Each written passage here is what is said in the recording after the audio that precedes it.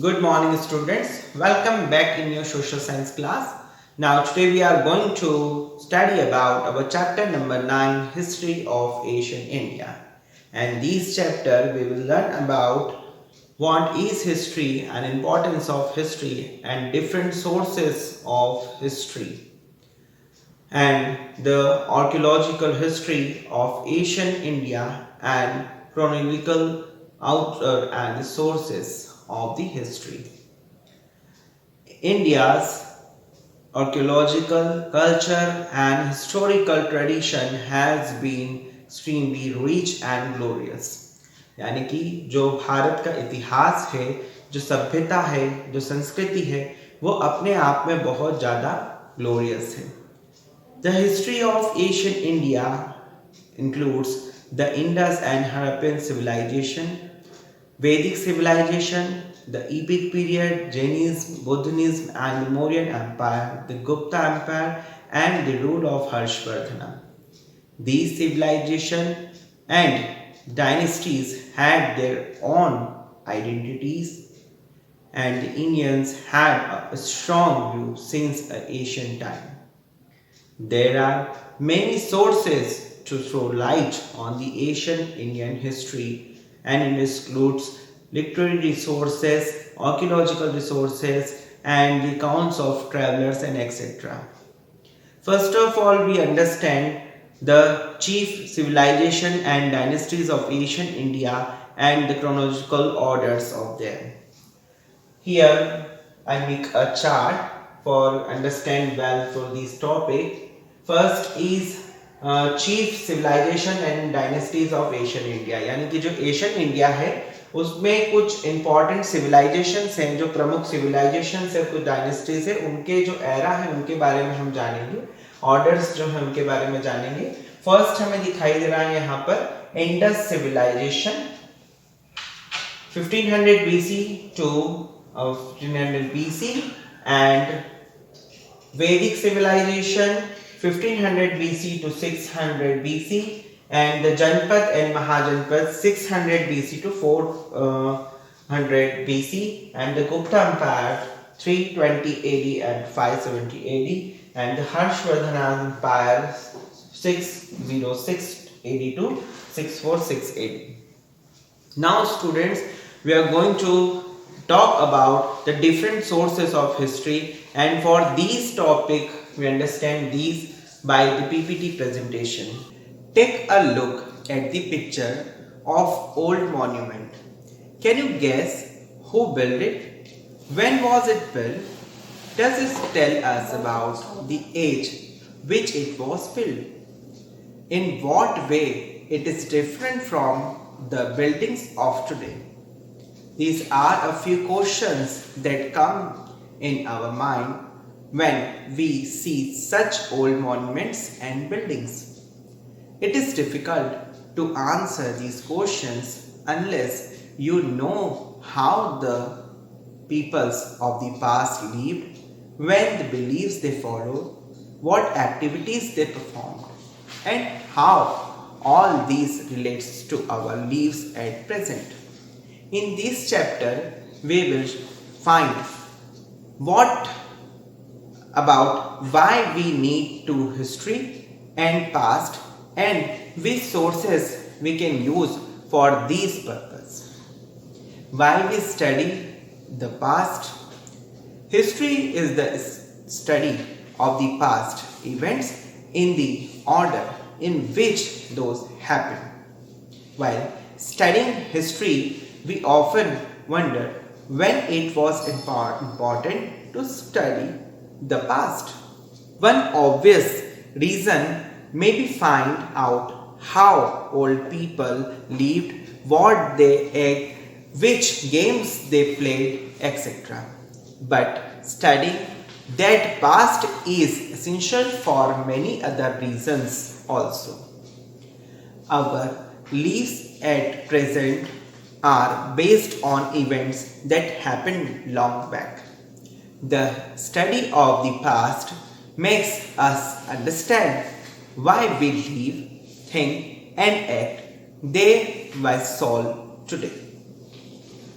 It is also help us understand and solve many problems we are facing today. Sometimes we study history to understand more about our culture, to know how it has come into existence and to appreciate it. History also helps us to know how the people of our country come together to form a nation. History is a bridge linking our past and our present. History and proto-history and prehistory. Historians have classified the past into history, proto-history and prehistory. History of men started when men learned how to write. They began to keep record of the times. This period is known as history. Proto-history is the time period of which we have written records, but they are few to still cannot be read. The time before men began writing is called prehistory era. Prehistory is the period that means with a precision of people's beings about 500 million years ago and ends with the innovation of writing. It is important to point out when prehistory ended and history began, since it varies from regions to region. Where humans live in India. Many geographical locations in India were inhabited by the early settlers. Human beings settlements near rivers. These give that access to water. Historians have identified many such states. The valleys in the central India close to the Narmada river and the Agro hills in the northeast show evidence of the development of agriculture. It is here that rice was first cultivation. The human also live near the river Indus and its tributaries. Is in fact, it is here that the first cities come up about 4,700 years ago. There is evidence that cities were established near the river Ganga and its tributaries, but about 2,500 years ago, a large kingdoms come up near the rivers. Magadh was the such large kingdom which grow near the river Sum. India has mountain, plains, plateaus and sea coast. The Himalayas have act as a barrier of the north for foreign invasion. The numerous rivers of India lead to the rise of human settlements around them. The Harappa civilization flourished around the river Indus. The Indo-Gangetic plains lies between the Indus and the Ganga scene and the rise of many powerful kingdoms and emperors. The coastal plains have been centers to trade and commerce since ancient time. There was an economic exchange and ideas, cultural and traditional activities. These results in the development of a unique and diverse culture. Earliest name of India. India has been known by many names in the past. About 2,500 years ago, the Greek who come in from the northwest crossed the river Indus, which they called Hindus or Indus.